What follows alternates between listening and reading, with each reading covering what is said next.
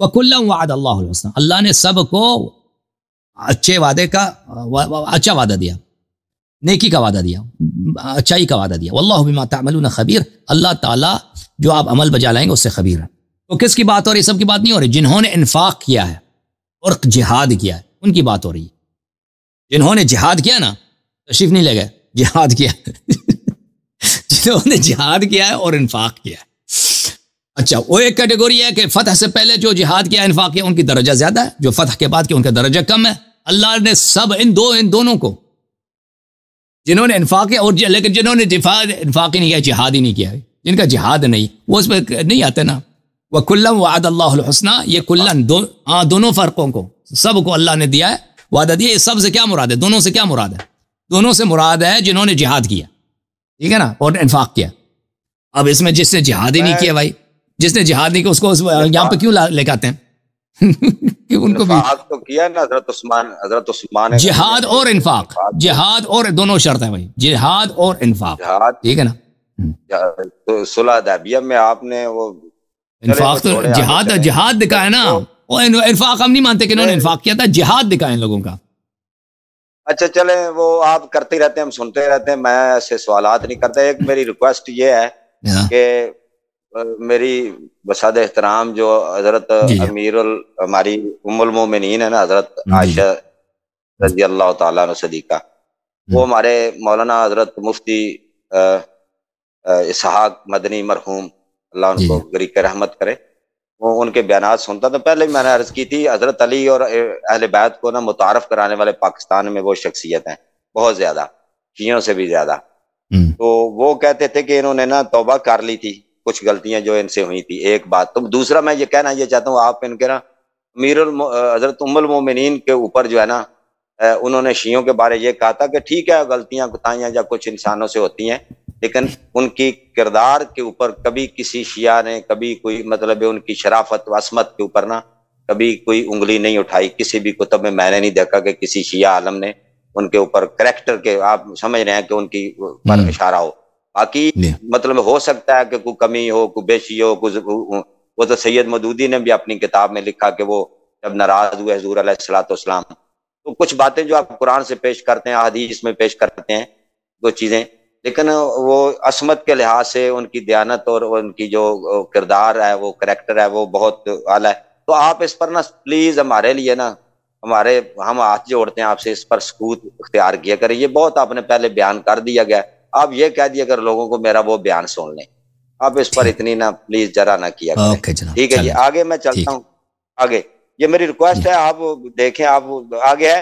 آپ نے ابھی اپنی تھوڑی دیر ایک میرے دوست سے، میں مختصر کروں گا کیونکہ شاید ایک دو کالیں اور بھی آپ لے لیں، وہ آپ ابھی اپنے بیان میں تھوڑی دیر پہلے جو میرے تھے نا کالر، اس کے ساتھ بات کر رہے تھے، آپ فرما رہے تھے کہ نبی اکرم صلی اللہ تعالی علیہ وسلم نے اپنے ساتھیوں سے، یعنی کہ منافقین سے، لوگوں سے، کفار سے، یعنی بہت ہی رحم اور درگزر اور بہت ہی، یعنی آپ پڑھ کر سنا رہے تھے نا ہماری کتب سے بھی اور قرآن پاک سے بھی، تو اتنا اچھا اسوہ کیا. اور بلکہ آپ نے فرمایا لوگوں نے حضور کو قتل، برائیاں کی، ان کی نقلیں اتاری، تو آپ نے قرآن کی روح سے برائیوں کا اچھائی سے جواب دیا. ایسے ہی ہے نا، آپ نے ان سے بہت اچھا سلوک کیا، درگزر کیا، معاف کیا، اور ان کی یہی کہ یہ راہ راست پہ آ جائیں، نجات پا جائیں، اللہ ان کو دنیا آخرت کی کامیابی عطا کرے. تو اللہ رب العزت نے قرآن پاک میں یہ فرمایا ہے، لَقَدْ كَانَ لَكُمْ فِي رَسُولِ اللَّهِ أُسْوَةٌ حَسَنَةٌ. تو بھئی ہمیں حضور کا اسوہ اختیار کرنے کا اور اہل بیت کا اسوہ اختیار کرنے کا فرمایا. اور پھر آج ہم جب وہ امت کے لیے اتنی درگزر رکھتے تھے، ان کے لیے محبت رکھتے تھے، شفقت رکھتے تھے، رحم رکھتے تھے، تو ہم جو امت ہیں بحیثیت کلمہ کو، ہم کیوں نہیں کر سکتے، رکھ سکتے، درگزر کر سکتے؟ تو اگر ہم نہیں کرتے تو سخت رویہ اختیار کر دیں، تو کیا یہ نبی کریم صلی اللہ علیہ وسلم سے تقدم نہیں ہے؟ تو دیکھیں میرے بھائی، اگر کوئی ہمارے ساتھ برائی کرے تو ہمارا فریضہ بنتا ہے کہ نبی کریم صلی اللہ علیہ وسلم کی سنت پہ عمل کرتے ہوئے ان سے درگزر کریں، ٹھیک ہے نا. اگر درگزر نہ کریں اپنا حق طلب کریں، یہ بھی ہمارا حق ہے. کوئی ہمیں کسی نے ہمیں مارا ہے، ہمیں گالی دی ہے، ہم درگزر نہ کریں. بھائی کہتے ہیں غلط، یہ کوئی غلط بات نہیں ہے، یعنی ظلم نہیں ہے، لیکن بہتر یہ کہ انسان عفو کرے، درگزر کرے، بزرگی دکھائے. لیکن دیکھیں رسول صلی اللہ علیہ وسلم ان کی ذات ہے، وہ اپنے حق سے درگزر ہو سکتے ہیں. ہم ان کے جنہوں نے نبی صلی اللہ علیہ وسلم کے ساتھ برے کیے ہیں، ان کے اہل بیت علیہ السلام کے ساتھ برے کیے ہیں، انہوں نے ہمارے ساتھ تو نہیں، ہمارا حق تو نہیں ہے کہ ہم اس کو درگزر کریں. ٹھیک ہے نا.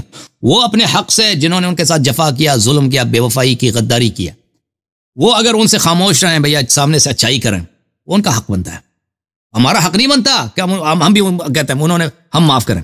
ہمارا حق بنتا ہے کہ ہم تاریخ کو پہچان لیں، ہم اور حق و باطل کو پہچان لیں، کہ ابھی جو تشابہ پیدا ہوا ہے، ابھی جو کنفیوژن پیدا ہوا ہے کہ اہل حق میں، کہ اس امت کے حقیقی حجج کون ہیں، حقیقی ائمہ کون ہیں، اہل بیت طاہرین علیہم الصلوۃ والسلام ہے یا وہ دوسرے ہیں. ٹھیک ہے نا. ابھی ہمارا یہ نہیں بنتا کہ بھائی نبی صلی اللہ علیہ وآلہ وسلم نے ان کو مدینے سے نہیں بھگایا. وہ سوال یہ تھا کہ ان کو مدینے سے کیوں نہیں بھگایا نا. تو ہم نے کہا کہ نبی صلی اللہ علیہ وسلم نے کبھی کسی منافق کو مدینے سے نہیں بھگایا.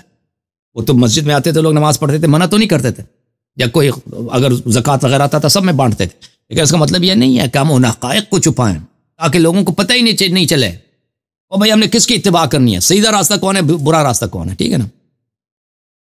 اچھا میں عرض کروں گا، تھوڑا ایڈ کروں گا. جی سر میں ایڈ کروں گا. میں نبی اکرم صلی اللہ تعالی علیہ وسلم کی جو اتنی وہ حریص تھے یا اتنی وہ تمنا رکھتے تھے کہ یہ لوگ جو جہالت کے راستے پہ ہیں، کئی برائیوں میں مبتلا ہیں، تو اللہ یہ ہدایت پر آ جائیں، سیدھا راستے پہ آ جائیں.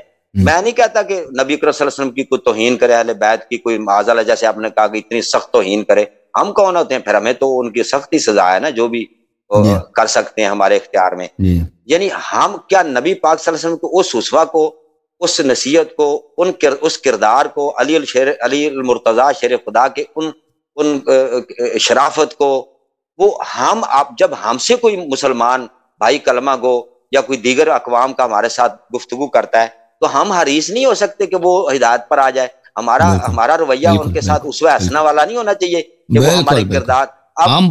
میں اعتراف کرتا ہوں میں برا ہوں، میں بہت ہی برا، میرا اخلاق برا ہے، سب کچھ پر صحیح. وہ شیعہ کہتا ہے نا، شیعہ کہتا ہے کہ اللہ یاری جو گالی دیتا ہے، حالانکہ میں گالی نہیں دیتا، بات کبھی کڑی کرتے ہیں. آپ کی داڑھی، آپ نے داڑھی والا تو کہتے ہیں نا داڑھی میں تنکا، میں نے آپ کو تو نہیں کہا، آپ نے اپنے طرف لے گئے بات. نہیں میں عرض کرتا ہوں نا کہ ہمیں یہ کرنی چاہیے. بات آپ صحیح فرما رہے ہیں، ہمیں بہتر طریقے سے اور پیار سے اور محبت سے. ٹھیک ہے، ہم کوشش کریں گے بھائی، ہم کوشش کریں گے کہ اور پیار سے اور محبت سے. ہم نبی صلی اللہ علیہ وسلم کے خاکِ پا بھی تو نہیں بن سکتے، لیکن کوشش کرنا چاہیے ہمیں. ہاں میں صرف نا یقین کریں، میں خود بڑا غصے والا ہوں، لیکن لوگ سمجھتے ہوں گے کہ میں آپ سے کتنا، میں آپ سے علم کے باتیں سیکھنے سکھانے کے لیے میں آپ کا نا شاگرد بنا ہوا ہوں، یا آپ سے سیکھتا ہوں یا پوچھتا ہوں یا تحقیق کرتا ہوں. تو میں مؤدب ہوں آپ کے سامنے، تو آپ بھی مجھے سمجھتے ہیں میں مؤدب ہوں، لیکن میرے جو گھر والے کہتے ہیں وہ تم بڑے غصے والے ہو.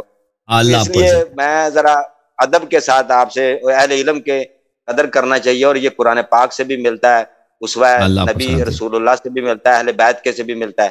تو اللہ تعالیٰ جی آپ کو جزائے خیر دے، اللہ پاک آپ کو اوپر دے، سلامت رہیں. بہت شکریہ آپ ہمیں. السلام علیکم ورحمۃ اللہ.